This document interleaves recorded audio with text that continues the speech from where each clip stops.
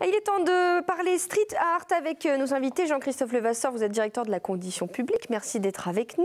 Hélène, bien sûr, vous restez avec nous. Hein. Le plateau est ouvert et on parle de culture et d'art. Et on va retrouver, s'il est avec nous, Mick Howell. Vous êtes un artiste originaire de Saint-Quentin. Vous êtes un artiste tout-terrain. Est-ce que vous nous entendez, Mick Howell ?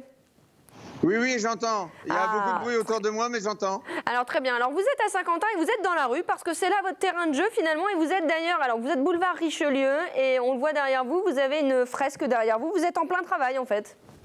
Voilà, c'est ça. Je devais essayer d'être sur le plateau aujourd'hui avec vous. Mais malheureusement, la météo m'a pas beaucoup aidé ces derniers jours et il y a beaucoup de retard. Et ça et les bouchons, c'était impossible d'être à l'heure pour l'émission. Alors, on voit derrière vous une jeune femme qui est en train de prendre une photo parce que c'est aussi ça, le street art. C'est-à-dire que c'est accessible à tous les publics. Dites-moi, ça fait quelques jours, hein, depuis le 21 septembre que vous êtes dans les rues de Saint-Quentin avec d'autres artistes pour finalement, pour finalement réaliser des œuvres à ciel ouvert.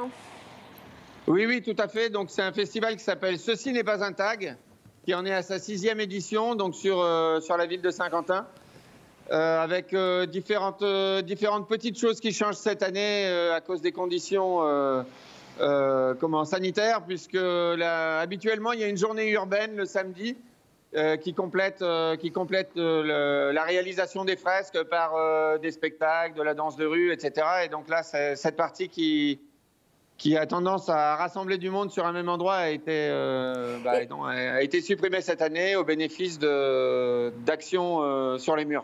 Qu'est-ce que vous faites c'est quoi la thématique de votre œuvre là? Alors là, en fait, j'ai décidé de monter un projet sur un mur devant lequel je passe régulièrement, puisque je travaille à l'école d'art qui est à 2 pas d'ici, l'école d'art Maurice Quentin de la Tour. Et donc, je me trouve régulièrement au stop juste en face.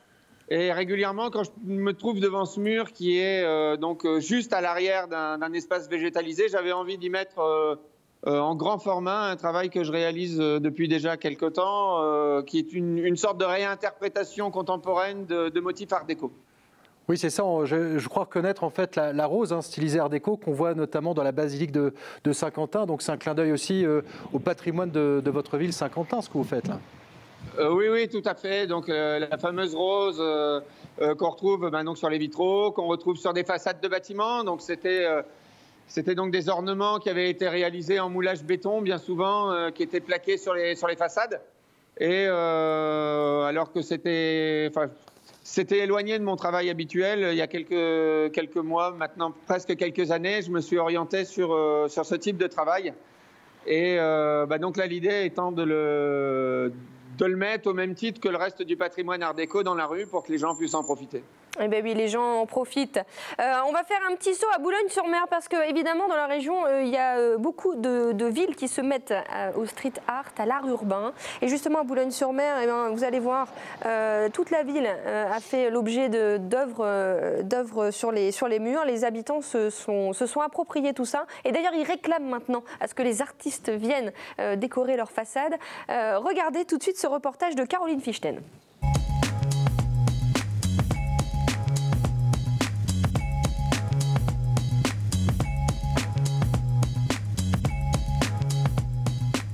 Un musée à ciel ouvert, Boulogne-sur-Mer et le street art, c'est une histoire qui s'écrit depuis 5 ans. La 33e fresque a été peinte la semaine dernière dans le quartier du Chemin Vert. Ne cherchez pas de bombes aérosols dans les mains de l'artiste, l'italien Vesod utilise des pinceaux. Le street art, ça n'est pas que du graphe. Notre objectif, ce n'est pas la question de graffer ou peindre dans la rue ni quoi que ce soit, c'est que chacun a son style. D'ailleurs, on a mélangé le graphe et du classicisme.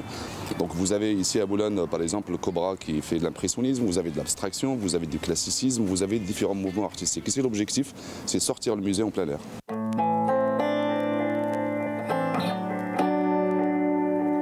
Vesod, artiste italien qui se définit plus comme muraliste que comme peintre, a travaillé à partir de photos de la ville. Il crée ensuite un décor entre réalité et rêverie. Ce personnage féminin endormi, toujours présent dans ses réalisations, est là pour apporter de l'humanité à l'ensemble. Ce sont les émotions qui donnent du sens à l'œuvre et j'espère que ça provoquera quelque chose chez ceux qui regardent. Ils peuvent éprouver des émotions positives ou négatives, mais ce que j'espère, c'est qu'ils ressentent quelque chose. Ailleurs à Boulogne, ce trompe-l'œil interpelle, intéresse et éveille. 82 marches et 5 paliers avec en premier plan ce portail fermé. De l'art urbain signé Borondo avec un message de persévérance. La porte, elle est fermée dans notre tête. Mais lui, il a essayé de dire, voilà, il y a des fois dans la vie, c'est fermé, mais il faut persévérer. Et puis pour monter petit à petit jusqu'à ce qu'on arrive au bout.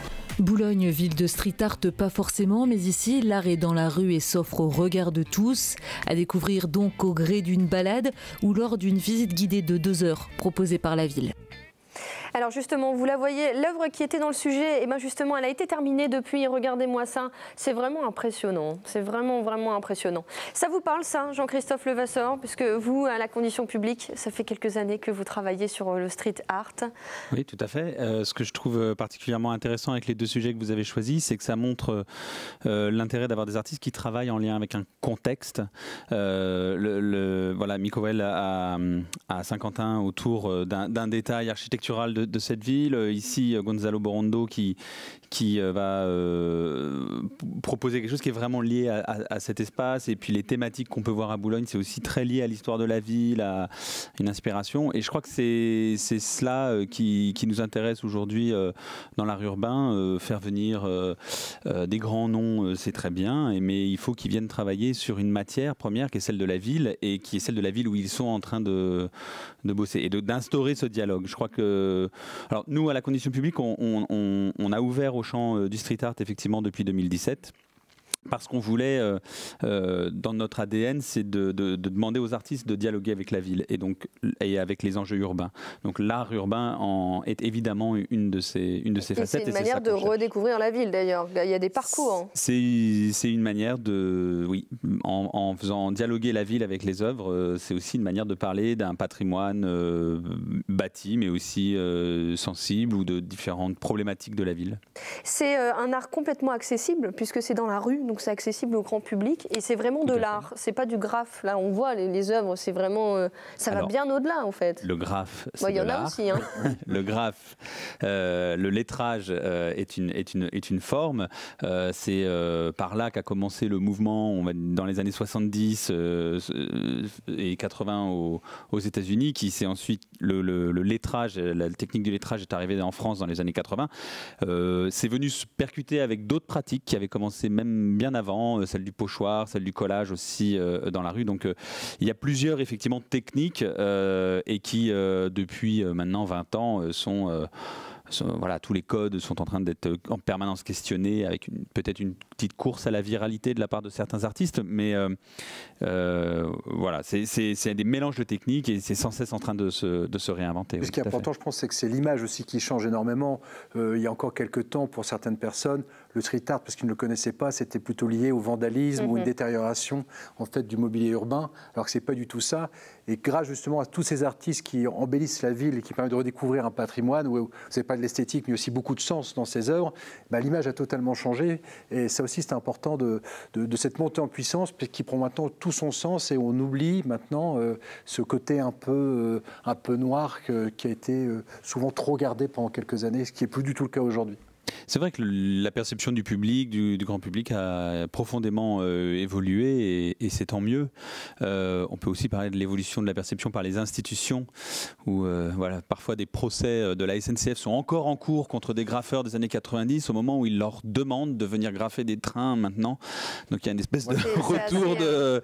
Mais c'est assez... Voilà, c'est une évolution de la perception et je crois que c'est la reconnaissance d'un travail artistique qui était déjà là dès l'origine. Si vous prenez des artistes comme Sin qui ont vraiment inventé les formes du lettrage dans les années 70 et que vous reprenez ça, arriver à saisir des wagons entiers avec des formes comme ça et d'inventer tout un code artistique, c'était quand même quelque chose.